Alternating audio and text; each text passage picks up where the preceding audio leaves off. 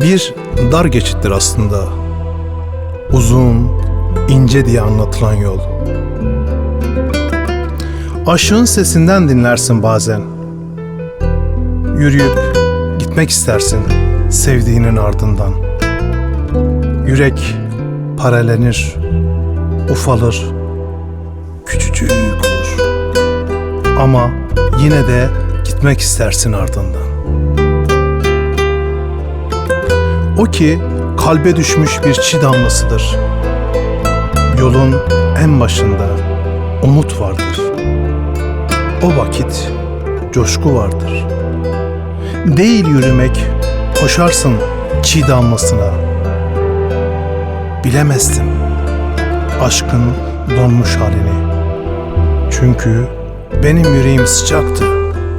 Bilemezdim acıların çiğ damlasını donduracağını, keskin bir buza dönüşüp beni dirhem dirhem kanatacağını.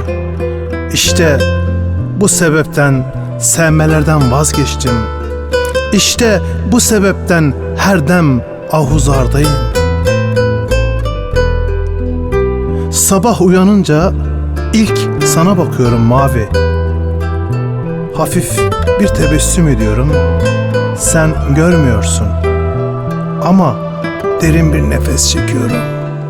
Sonra bir karanfilli çay koyuyorum. Ev nasıl kokuyor? Bir bilsen. Güneşin vurduğu her yer güzel olmuyor aslında.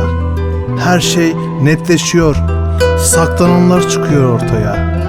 Kitaplığın tozu birkaç yıllık parmak izleriyle dolu.